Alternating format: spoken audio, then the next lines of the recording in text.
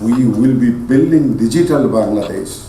No one in the world thought of putting digital term before their country's name.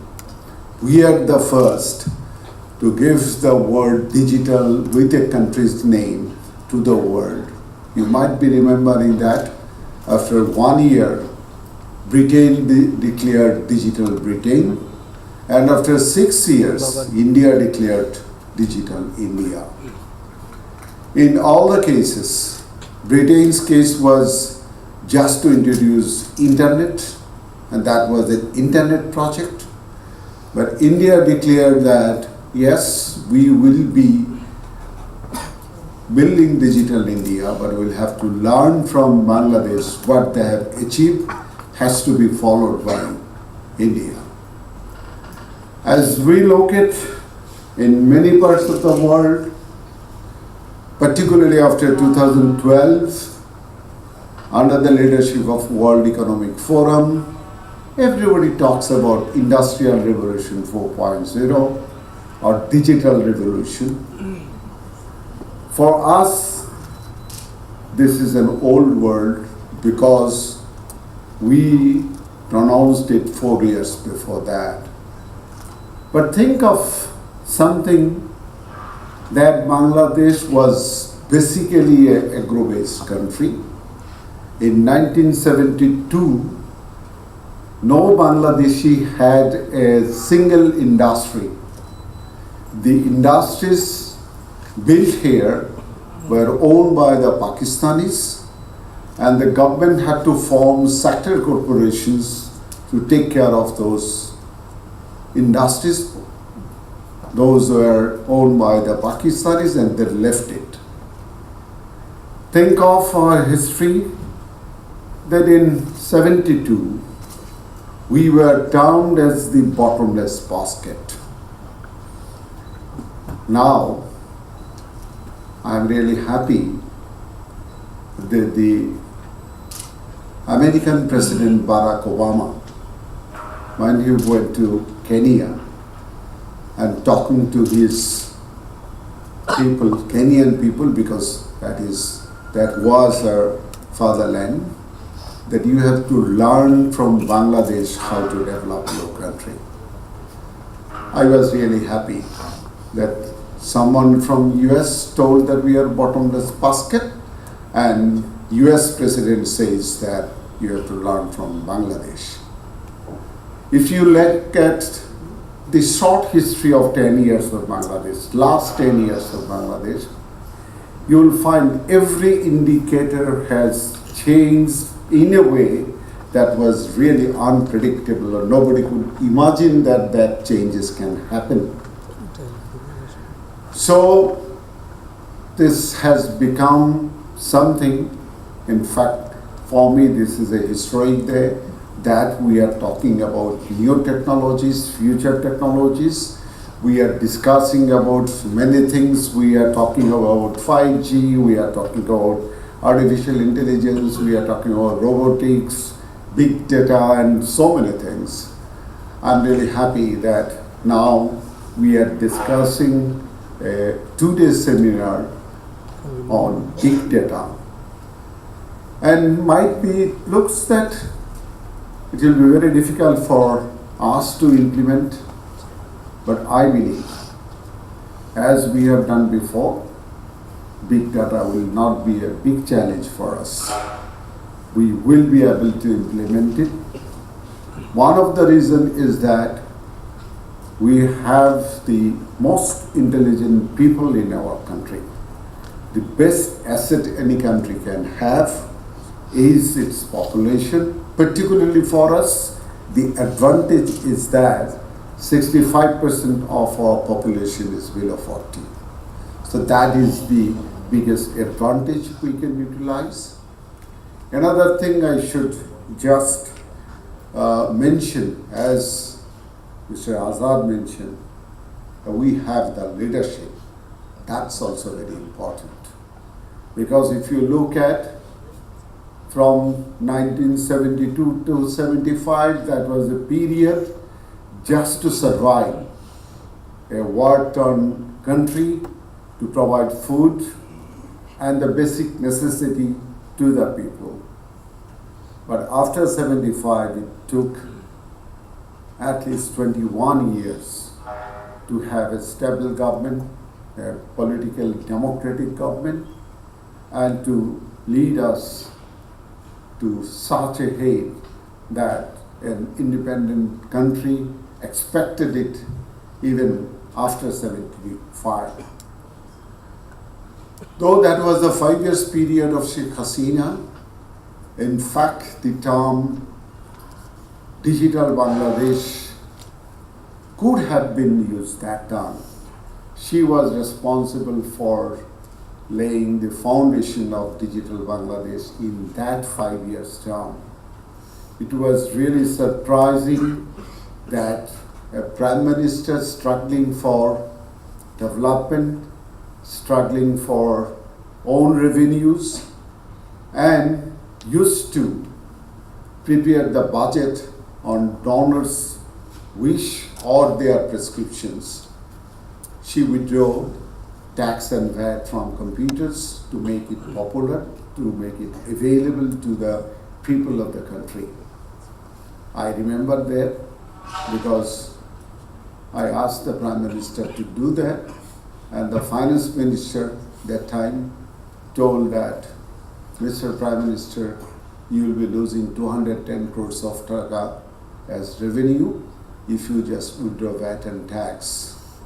She did it because she knew that the future is a digital device to be given to her citizens. And after 2009, this is something, in fact, those who are from Bangladesh, you know, this was something that nobody could believe. The term digital Bangladesh can at least be proven that it exists. Now, it is very common. You go to a village, talk to a villager or a fisherman, and I think he or she will be able to describe what is digital Bangladesh for the country and for herself or himself. I like to thank A2I particularly because in last 10 years, the services of the government were in such a way defined that probably one of the few countries in the world that can say what services can be provided by the government to the people directly, and definitely one of the few government that we have arranged or prepared the delivery way by developing the Union Digital Center. I can just add something that we started with few thousand Union Digital Centers. Now we are converting all our post offices to give the same services to the citizens. On the other hand, in fact, we have tried to help all the section of the government.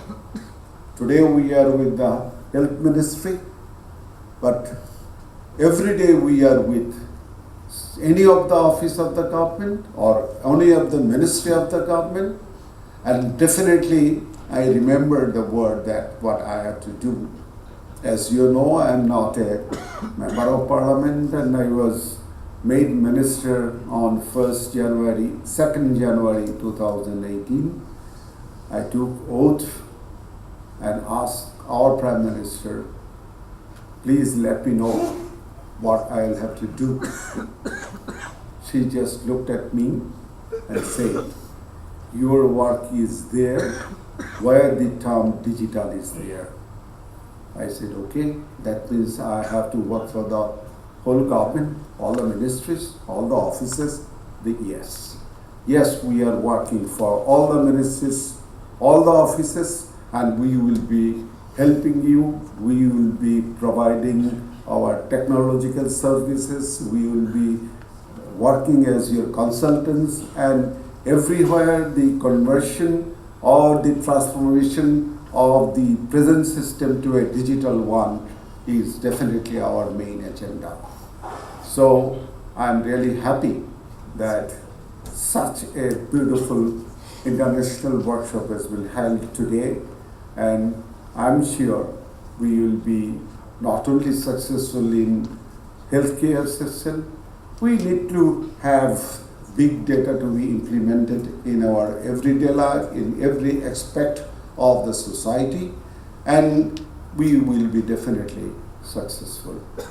Today, it has been my pleasure to listen to the words of our panelists, and I hope that will be a fundamental improvement on the implementation of new technologies. Ladies and gentlemen, we are not only talking about that, we will be doing it. I remember I went to Mobile World Congress last year, and the term 5G came in.